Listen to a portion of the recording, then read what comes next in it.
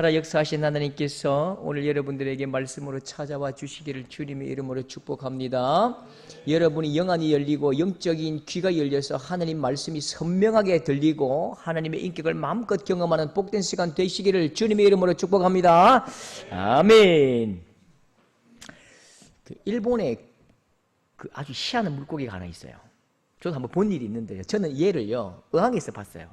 어항에서 보니까 진짜 이게 15cm, 10cm도 안 돼요. 코이라는 잉어인데요. 일본 잉어입니다. 근데 분명히 제가 본 건 15cm예요. 얘는 지금 1m가 넘어요. 얘가 좀 특별한 고기인데요.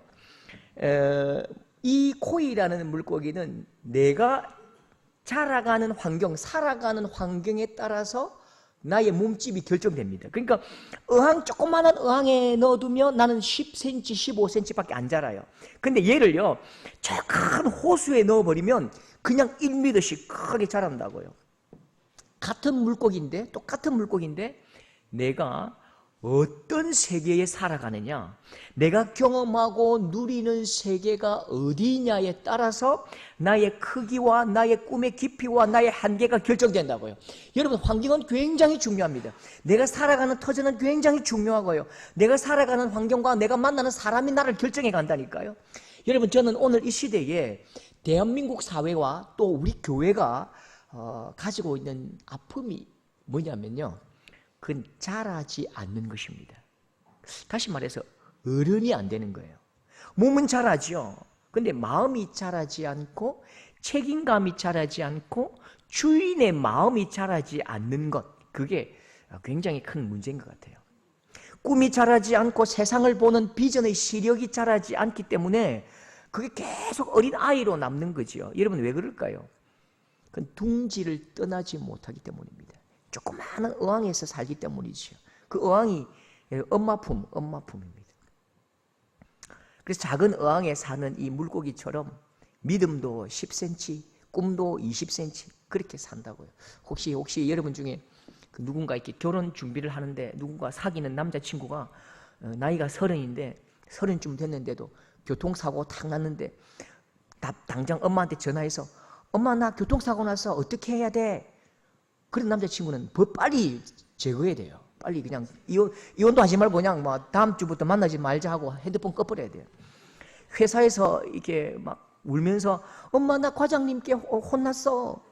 이런 애들하고는 이제 절대로 이제 교제하면 인생 조지는 거지. 인생 꼬이는 겁니다. 마음이 자라지 못한 사람을 마음아이라 하거든요. 마음아이는 굉장히 이게 사는 자체가 이제 불행입니다. 여러분, 한나에게 이 사무엘은 어떤 아들이었을까요? 여러분, 이 한나에게 이 아들요, 세상을 다 준다고 하면 이 아들과 바꾸겠습니까? 아니, 눈에 넣었다고 아프겠습니까? 나의 한을 씻어 주었고 나의 눈물을 닦아준 그 아들이지요. 그러면요, 이 아들은 한나에게 캥거루맘, 어쩌면 헬리콥터맘 아시죠? 캥거루맘, 헬리콥터맘 계속 돌면서 따라다니는 그런 엄마가 되기에 충분했을 것입니다. 그런데 한나는 분명히 알고 있어요. 여러분, 부모들이 꼭 기억해야 할 고백입니다. 부모들이 꼭 기억하고 확인해야 할 그 자리가 뭐냐면요, 나에게는 한계가 있다고요. 이 아이와 이 자녀에 대한 한계점을 하나님 앞에 인정해야 한다고요. 그래서 엄마가 분명히 이야기합니다. 선언합니다. 22절에 남편에게 이르되 아이를 젖대거든 이라고 말합니다. 아이를 젖대거든, 이 말 무슨 말일까요? 내 젖을 먹고 있는 이 아이가 있지만 이 아이에게는 이 젖을 떼야 될 때가 있다는 것을 인정하는 것입니다. 30이 되었는데 40이 되었는데 계속 엄마 젖을 빨 수 없잖아요.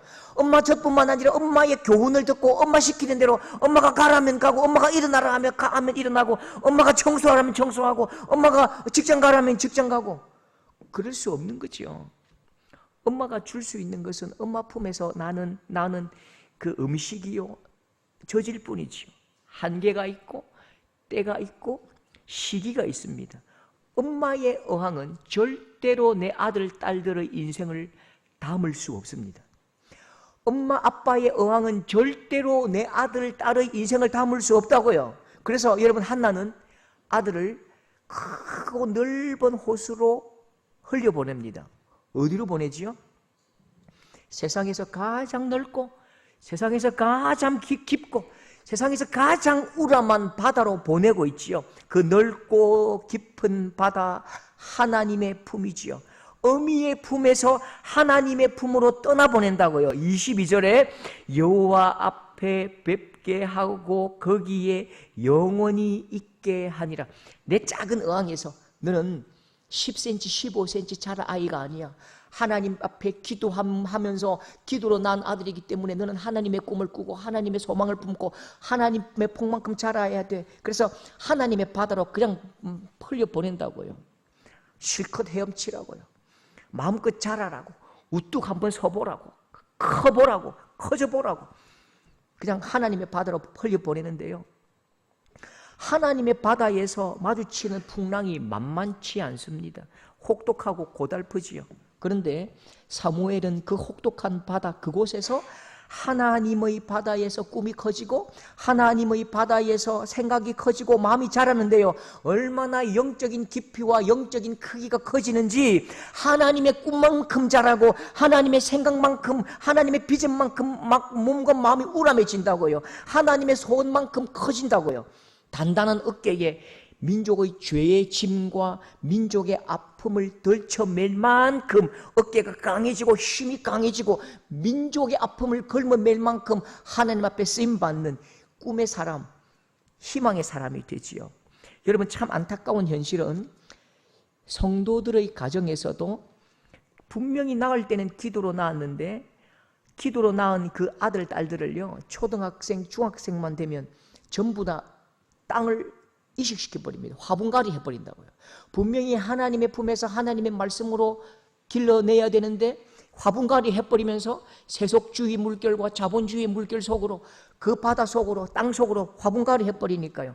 그냥 아무리 오래 기다려도 이 아들, 딸들이 하나님의 나라와 하나님의 꿈을 꿀 수가 없는 거지요. 아무리 오래 기다려도 하나님 나라의 열매를 맺지 못한다고요. 계속 맺는 것은 세속주의와 자본주의의 그 열매를 계속 내는데요. 하나도 하나님의 맛이 나지 않습니다. 여러분, 한나는요, 한나의 결단을 보십시오. 한나의 결단 28절 한번 같이 읽겠습니다. 28절 시작. 나도 그를 여호와께 드리되 그의 평생을 여호와께 드리나이다. 이게 한나의 고백입니다. 이건 나의 우물, 나의 그릇에 키워야 될 자녀가 아니라 하나님의 자녀요, 하나님의 꿈이기 때문에 하나님께로 그냥 흘려보내는데요. 여러분, 우리나라는 6살만 되면 나는 그를 영어 유치원에 들이되 그의 평생을 드리나이다. 그렇게 고백하더라고요. 9살쯤 되면 나는 그를 학원에 들이니 그의 평생을 학원에 바치나이다. 19살쯤 되면 나는 서울에 있는 대학에 그의 인생을 드리나이다. 다 갖다 바치는 거죠. 다 갖다 바칩니다. 그러니까 교회에서 태어난 자녀들도 교회에서 자라난 아들, 딸들도 세상의 꿈을 꾸고 세상의 가치 따라서 잘 먹고 잘 사는 것이 그들의 꿈이 되어버렸다고요. 이게 비극입니다. 하나님 나라의 꿈은 그들에게 찾아볼 수가 없는 거죠. 한나는요, 28절 나도 그를 여호와께 드리되 그의 평생을 여호와께 드리나이다. 하나님의 꿈을 꾸고 하나님의 소망을 품고 하나님의 비전이 그를 장성하도록 그냥 하나님의 어항 속으로 하나님의 호수 속으로 흘려보낸다고요. 하나님의 땅에서 하나님의 바다에서 하나님의 음식을 먹고 말씀으로 교제할 때에 그 마음이 하나님의 마음같이 깊어지고 단단해지고 우람해지는데요. 28절 보시면요, 그가 거기서 여호와께 경배하니라. 여러분, 이 말씀을 들으면서 야, 그가 사무엘이죠. 거기서 여호와께 경배하니라. 성전에서 아침 먹고 예배, 점심 먹고 예배, 저녁 먹고 예배, 중천 먹고 예배, 새벽에 일어나 새벽 기도, 그 다음에 또 찬양, 성경 읽기, 성경 100독, 50독. 그 뜻이 아닙니다. 그럼 죽지요. 사람이 그러면 진짜 피곤해서 어떻게 살겠습니까? 그가 거기서 여호와께 경배하니라. 이 말씀은요, 거기서 산다는 뜻입니다. 하나님과 사귄다는 뜻입니다. 하나님의 영향을 받는다는 뜻입니다. 하나님으로 물든다는 뜻입니다. 하나님과 밥 먹고 하나님과 노래하고 하나님과 어울리고 하나님과 놀고 하나님과 숨바꼭질 하더라. 하나님과 같이 살아서 하나님 색깔 팔로 물들고 하나님의 광채가 서리더라는 것이죠. 여러분, 우리도 가장 가까이 지내는 사람의 영향을 받잖아요. 가장 신뢰하는 사람의 영향을 받고 그들의 언어를 따라하고 그들의 생각을 따라하는데요. 그래서 부모님들이 항상 학교 가면 그렇게 말하잖아요. 친구 잘 사귀래, 친구 잘 사귀래. 그래가지고 경찰서 가고 막 사고 나면 우리 아들은 좋은데 친구를 잘못 사귀었대요. 친구를 잘못 사귀었대요. 아무튼 친구 잘 사귀어야 됩니다. 옆에 있는 가장 친한 친구에게서 영향을 받고 그 친구의 말을 흉내내고 그 친구의 행동을 따라하거든요. 여러분, 그래서 여러분, 우리에게 가장 친한 친구가 누굴까요? 하나님께서 우리에게 주신 가장 친한 친구가 누구죠? 요한복음 15장 15절. 하나님께서 우리에게 친구로 주셨습니다. 아니, 친구로 오셨어요. 같이 읽어볼까요? 이제부터는 너희를 친구라 하였느니. 이 말 너무 감사하지 않습니까? 여러분, 하나님 어떤 분이냐? 우리가 하나님을 찬양하면 저 하늘에 들어서 듣고 나서 야, 그 틀렸어. 똑바로 노래 안 해. 그냥 때려버리다. 예배 똑바로 예배 안 드려? 그렇게 예배를 소비하고 찬양을 소비하고 매일 감시하고 감독하면서 막 노래 못하면 이빨 뽑고 귀 비틀고 머리 뽑고 그런 하나님이 아니고요. 하나님은 우리를 친구 삼아 주셨는데 우리와 숨바꼭질 하신다고요. 우리가 드리는 예배의 소비자가 아니고 우리와 함께 놀아주시는데 이제부터는 너희를 친구라 하였노니 우리의 친구가 되어주십니다. 놀아주십니다. 우리와 시간을 보내주신대요. 우리에게 가장 영향력을 주시고 우리에게 은혜를 주시고 시간을 보내주시는 그런 하나님이시라고 우리에게 말씀하신다고요. 여러분, 참 감사하죠. 우리는 정말 친구 하나 잘 사귀었습니다. 예, 우리 친구 되신 예수님. 여러분, 하나님은 저 멀리 하늘에서 우리가 드리는 찬양과 예배를 소비하시는 멀리 계신 하나님 아닙니다. 그런 하나님이라면 우리의 예배와 찬양을 소비만 하시는 그런 하나님이라면 우리는 하나님의 향기에 물들 수가 없는 거지요. 하나님의 물감에 하나님의 형상에 물들 수가 없다고요. 피곤하다고요. 매일 노래하고 매일 찬양하고 매일 기도만 하면 여러분, 우리 삶이 얼마나 피곤하겠습니까?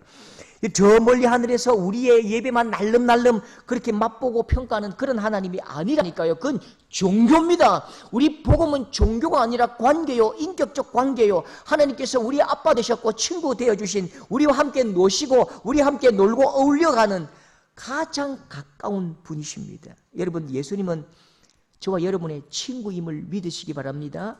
나의 가족이요, 나와 가장 가까운 분이지요. 여러분, 우리와 우리의 아들, 딸들에게도 가장 좋은 이 예수님을 친구로 소개해 주십시오.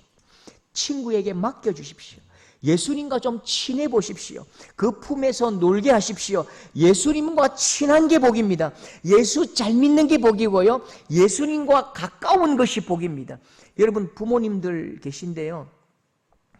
내 품, 내 마음, 내 생각, 내 아는 지식은요, 굉장히 작은 어항입니다. 여러분, 아무리 똑똑해도, 아무리 자녀 교육에 여러분들이 탁월해도, 자녀 교육 학과를 나와도, 대학을 나오고 박사가 되어도 우리의 마음은 작은 어항입니다. 내 속에 아이를 담는 순간 그 아이는 10cm, 15cm 밖에 자라지 않는다고요. 커봐야 내 수준밖에 자라지 않아요. 그런데 여러분, 훨씬 큰 바다, 큰 어항, 주님의 품으로 온 우주 같은 하나님의 품 같은 호수로 내려보낼 때에 그 아이와 함께 놀아주시는 분은 하나님이시고 그 아이를 자라게 하시는 분은 하나님이시고 그 아이를 크게 꿈꾸게 하시되 그 꿈이 얼마만큼 자란다고요? 하나님 폭만큼, 하나님의 크기만큼 자라가는 것입니다. 여러분의 아들, 딸들과 손주들은 진실로 크고 우람하게 자라서 하나님의 복만큼, 하나님의 꿈만큼 자라가는 귀한 믿음의 세대가 될 수 있기를 주님의 이름으로 축복합니다. 1789년 프랑스 대혁명이죠. 황제와 왕비를 잡아서 단두대에 날려버립니다. 드디어 프랑스의 민주공화정이 선포되었습니다. 인권법이 선포되었지요. 그 나라에는 귀족도 없고 왕족도 없는 시민사회가 되었습니다. 시민이 곧 국가요, 국가가 곧 시민. 민주공화정이 열렸습니다. 이 사건의 그 현장에서 황제와 귀족들을 날려버리는 그 시민들은 확실하게 믿었습니다. 아, 이제 민주공화정, 국민이 주인 되는 사회가 왔구나. 드디어 우리가 이제 황제의 폭압에서 벗어났구나. 우리 프랑스가 진정한 민주사회를 만들어냈구나. 그렇게 막 기뻐하며 노래하면서 춤을 추었다고요. 그런데 그게 오래 가지 못했어요. 치명적인 약점이 드러나는데, 새로운 세상은 왔거든요. 새로운 세상은 왔지만 새로운 세상을 이해하고 새로운 세상을 이끌어갈 사람이 준비되지 못한 것입니다. 사람이 없는 제도, 아무리 제도가 좋아도요, 그 제도를 이해하고 그 제도를 이끌어갈 훌륭한 사람이 없다면 그건요, KTX 300km로 달려가는 KTX에 기관사가 없는 것과 똑같은 것입니다. 굉장히 위험하죠. 그러니까 세상은 더 혼란해지고 더 고통스러워지고, 세상이 혼란스럽고 고통스럽고 정신 차리지 못하고 그렇게 막 분주하고 폭동이 일어나니까 훨씬 더 독한 놈이 나타납니다. 로베스피에르 아십니까? 혹시 역사 시간 배웠죠? 로베스피에르 독재자죠. 그 사람이 일어나서 그냥 막 데모하는 사람들 한 방에 한 칼에 하루아침에 수천 명을 죽여버립니다. 그리고 또 폭동이 일어나고 난리가 나니까요, 세상에 살 수가 없는 거예요. 아니, 황제가 살던 시대보다 훨씬 더 고통스럽고 시민이 살기가 어려운 시대가 왔다고요. 그냥 난리가 이런 난리가 없고요, 고통도 이런 고통이 없다니까요. 그러니까 훨씬 더 악한 대단한 인물이 또 나타나가지고요, 자기 머리에 황제의 왕관을 씌우고 황제로 등극을 합니다. 그 사람이 유명한 사람 아시죠? 내 사전에 불가능은 없다. 나폴레옹 하니까 또 어떤 분들 뭐 양주 이름인가? 아닙니다. 사람 이름입니다. 사람 이름. 나폴레옹. 이 사람이 전 유럽을 전쟁터로 만들어 버립니다. 전 유럽을 불바다로 만들어 버린다고요. 틀림없이 민주사회가 왔잖아요. 틀림없이 사람들이 존경받는 시민혁명을 이루었고, 헌법도 바꾸었고, 제도도 바꾸고, 행정도 변했다고요. 그런데 민주사회를 경영해 갈 사람이 준비되지 못하니까 혁명 이전의 상태, 혁명보다 훨씬 독한 황제의 시대로 돌아가 버렸고, 전쟁이 일어났고, 내 아들, 딸들이 전쟁의 포화 속에서 다 죽어 나자빠져 버리는 거죠. 여러분, 사람이 준비되지 못한 만큼 불행한 나라가 없습니다. 사람이 준비되지 못한 제도만큼 불행한 것이 없고요, 소프트웨어가 없는 하드웨어만큼 불행한 기계가 없습니다. 제가 어릴 때 아직도 기억납니다. 1980년도인 것 같아요. 그때 당시만 해도 이게 풍구 아시죠? 풍구를 아시면 이제 조금 연세가 드셨을 텐데, 풍구 아시죠? 풍구. 나락을 놓고 확 돌리고요, 그 다음에 발로 막 밟아가지고 로타리 돌려가지고 확 타작했다고요. 그런데 저만 압니까? 야, 저만 나이가 안 들었네. 아무튼 그래 있었다고요. 그러니까 이제 막 새마을 운동 일어나고 막 그 동네마다 드디어 기계가 나왔다고, 동네에다가 그 큰 탈곡기 있잖아요. 큰 기계를 갖다 놨는데 문제는 아무도 쓸 사람이 없는 거예요. 아무도 쓸 줄 모르는 거예요. 그러니까 이장이 막 면사무소 가가지고 이 쓸데없는 기계 안 가져가라. 이 쓸데없는 기계가 안 가져가라.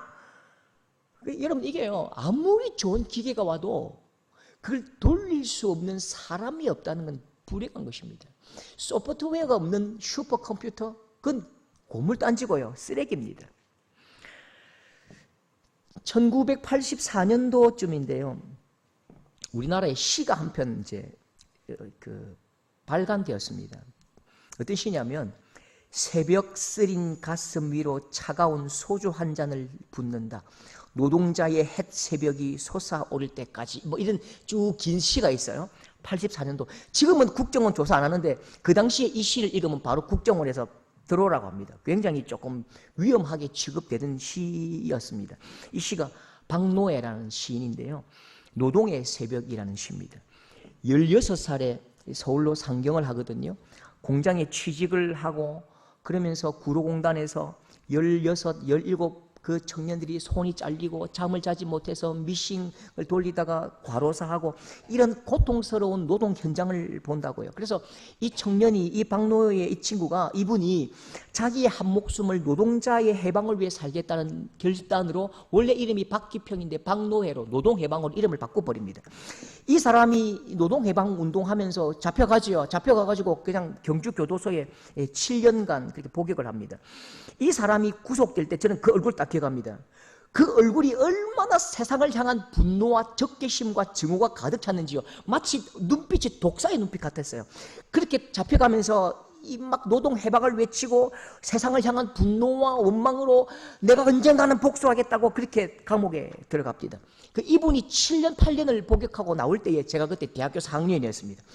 대학교 4학년 때 이분이 이제 복역하고 그 순종 서명 씁니까? 법률을 위반하지 않겠다는 사역서를 쓰고 감옥에 나왔어요. 나와서 부산 CBS에 대담을 하는데, 제가 그 학보사 대표로 이제 대담에 간 거죠. 학보사 대표로 대담에 가서 그분과 이 대담을 합니다. 그때가 대학교 4학년 때인데, 그때의 대담이 얼마나 제 인생이 중요했는지요. 30분 동안 그분과 대담했는데 그 한마디 한마디가 제 인생을 바꿨습니다. 그분의 한마디가 제 인생을 바꿨다니까요. 그러면 야, 김상준 목사 완전히 자빨된 거 아니가? 그게 아니고 들어보십시오.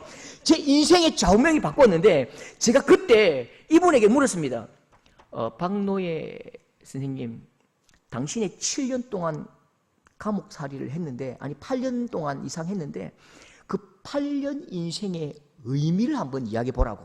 제가 생각해도 어떻게 그렇게 멋진 질문을 할 수 있었죠?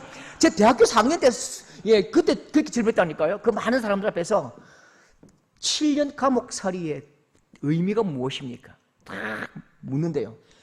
그때 분명히 감옥에 들어갈 때는 얼굴이 사납고 막 독사 같은 눈으로 언젠가는 복수합니다. 이빨을 부득부득 깔고 들어갔거든요. 나올 때는 얼굴이 너무 온화한 거예요. 너무 온화하고 말도 편안하게 하더니 제 말을 탁 듣더니 빙긋 웃으면서 이렇게 말하는 겁니다. 희망찬 사람은 그 사람이 곧 희망입니다. 길을 찾는 사람은 그 자신이 이미 새로운 길입니다. 참 좋은 사람은 그 자신이 이미 좋은 세상입니다. 우리가 그리는 세상은 사람 속에 들어 있습니다. 우리가 바라는 세상은 사람에게서 시작됩니다. 그래서 사람만이 희망입니다. 그래서 사람이 희망입니다. 이렇게 해야 해요. 제가 머리에 뭔가 맞은 것 같았어요. 저는 다시 이빨을 들고 이 압제당하는 이 노동자를 위해서 다시 한 번 더 이빨을 걸고 살겠습니다. 이렇게 말할 줄 알았거든요. 근데 이분이 그 오랜 시간 감옥에서 보낸 후에 희망은 다른 데 있지 않고 사람에게 있더라. 그렇게 말하는 거지. 무슨 뜻이냐고 제가 물었는데, 젊은 시절에 자기가 혈기왕성할 때에는요, 제도를 바꾸면 될 줄 알았대요. 모든 문제는 제도의 문제고, 모든 문제는 정권의 문제고, 모든 문제는 군부, 독재, 타도, 호언철폐, 이게 문제인 줄 알았대요. 그래서 정권을 바꾸고 민주사회가 되면 세상, 아주 멋진 세상, 공평한 세상, 행복한 세상, 희망의 세상이 올 줄 알았대요. 법을 바꾸고 구조가 바뀌면 좋은 세상이 올 줄 알고 열심히 시위하고 데모를 했는데, 그래서 군부 독재가 물러가고 제도가 바뀌고 정권이 민주정권으로, 시민정권으로 바뀌었는데 세상이 바뀌지 않는 것입니다. 바뀐 정권은 정치 논리에 순응하는 또 다른 탐욕 집단으로 변화하더라는 거죠. 개혁을 외치고 민주화를 외친 그 목소리는 어디 갔습니까? 정의로운 사회? 모든 사람이 행복한 세상? 그렇게 외치던 그 외침은요, 진짜 정의로운 세상과 평화로운 세상을 위한 외침이 아니라 네 손에 있는 정권을 내 손으로 빼앗아 오기 위한 구호에 불과하다는 것들을 깨달은 거죠. 그래서 제도를 바꾸는 것으로는 세상을 바꿀 수 없다는 것을 알았대요.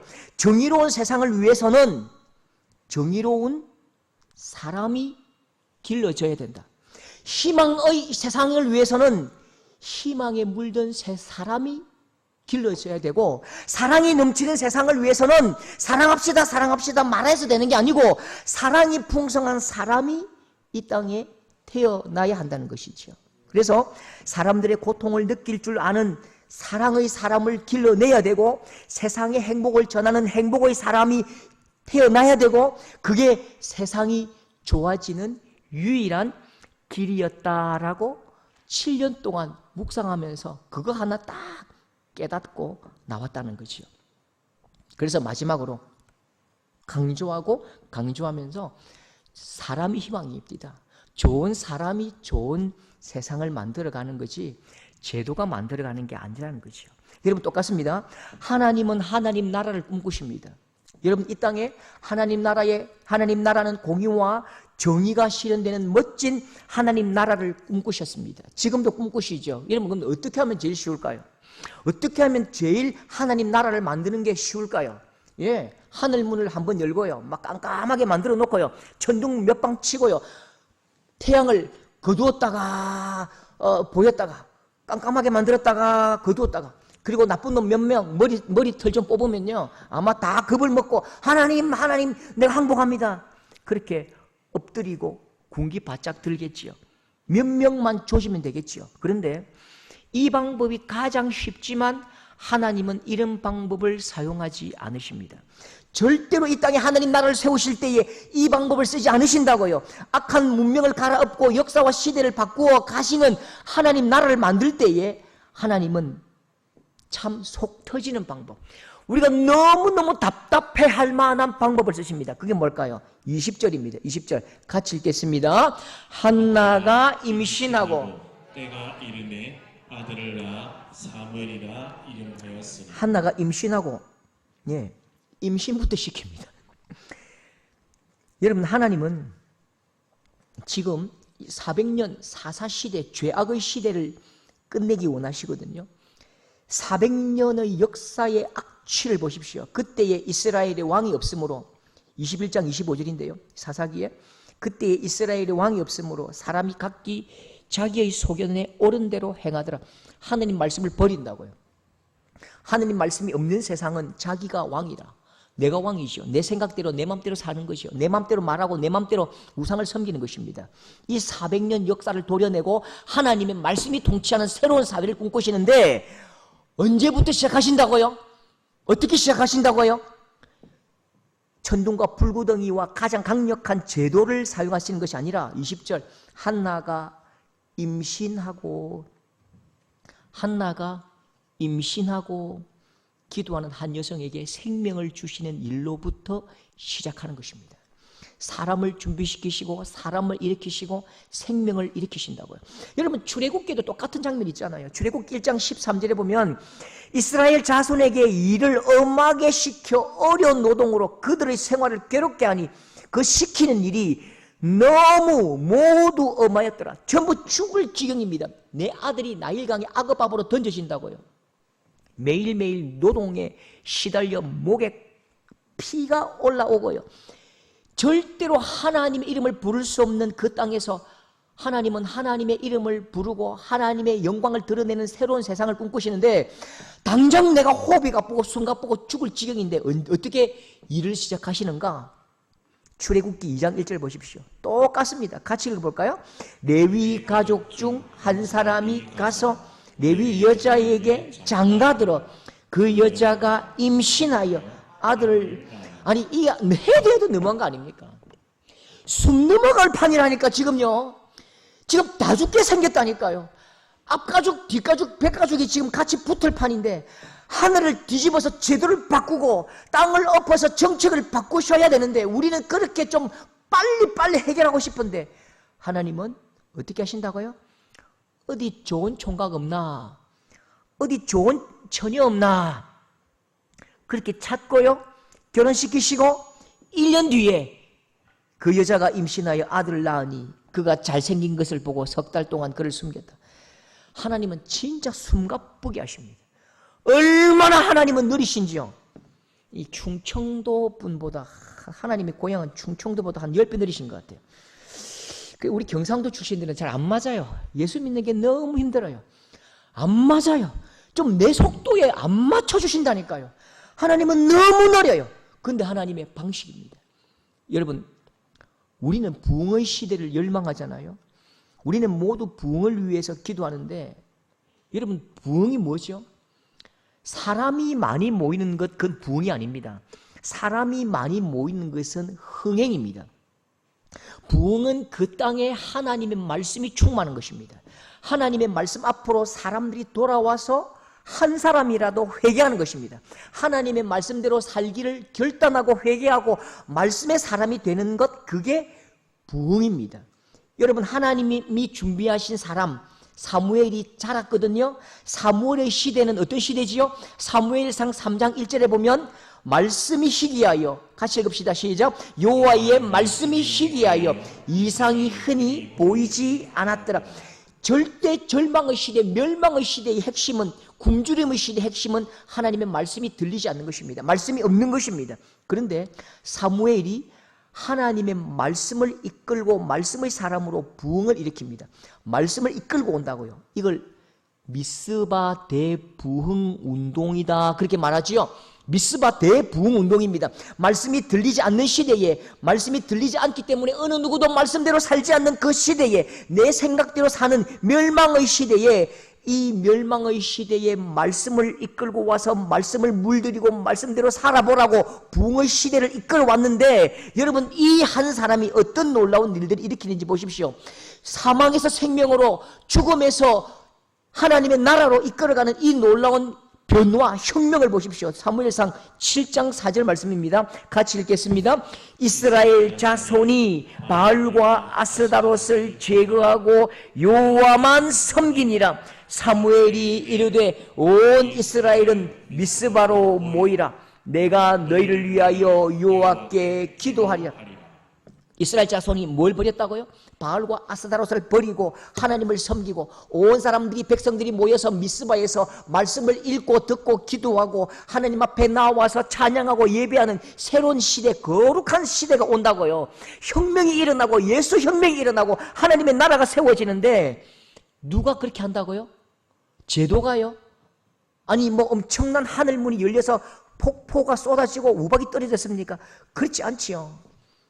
하나님의 말씀으로 물든 그 한 사람, 민족을 말씀 앞에 세운 그 한 사람 사무엘, 이 생명이 태어날 때에 새로운 나라가 일어나고 한 생명이 말씀으로 자라갈 때에 하나님의 나라가 꿋꿋하게 대단하게 일어나는 것입니다. 여러분, 사무엘이 정치가입니까? 사무엘이 행정가나 사상가가 아니지요. 사무엘을 어떻게 정의합니까? 이 사무엘 누굽니까? 당신 누군데요? 물으면요, 4절 말씀일 것입니다. 여호와께서 사무엘을 부르시는지라 그가 대답하되 내가 여기 있나이다, 이렇게 소개합니다. 사무엘 누구라고요? 하나님 만난 사람이지요. 사무엘이 누구라고요? 하나님의 말씀을 품은 사람이지요. 사무엘은 잘 몰라요. 하나님 말씀밖에 몰라요. 어쩌면요, 세상 물정 모르지요. 어릴 때부터 하나님의 말씀으로 자랐고 하나님 말씀을 암송했고 하나님 말씀 따라서 하나님으로 물든 인생이라 세상 물정 잘 몰라요. 그런데 확실한 것 하나 있지요. 말씀에 물든 사람, 하나님의 말씀을 머금은 사람이지요. 말씀에 물들었기 때문에 이 사람이 지나가면 전부 다 말씀으로 같이 물드는 것입니다. 말씀을 머금었기 때문에 이 사무엘이 지나가면 전부 다 말씀의 비가 내리는 것입니다. 이 사람을 지나가면 전부 다 말씀에 물들고 전부 다 모든 사람들이 말씀의 사람이 되는 것입니다. 여러분, 애굽의 혁명가 기억하시죠? 모세는 애굽의 혁명가였습니다. 정치술과 학문과 모든 리더십을 다 가진 사람이지요. 지식에 충만합니다. 정치가요, 전략가로 하나님 앞에서 하나님의 꿈을 꾸고 나아갈 때에 어떤 일이 일어납니까? 출애굽기 2장 11절 12절 같이 한번 읽어봅시다. 모세가 장성한 후에 자기 형제들에게 나가서 그들이 고되게 노동하는 것을 보더니 어떤 애굽 사람이 한 히브리 사람 곧 자기 형제를 치는 것을 본지라 그 애굽 사람을 쳐 죽여. 완벽한 혁명가요. 사람을 죽이고 때려 죽이고 사상을 가지고 하나님 나라를 꿈꾸는데요, 선동하는데요, 혁명가인데요, 사상가인데요, 지식가인데요. 하나님은 하나님 나라를 세우겠다는 그 꿈을 거절하셨습니다. 너는 안 돼.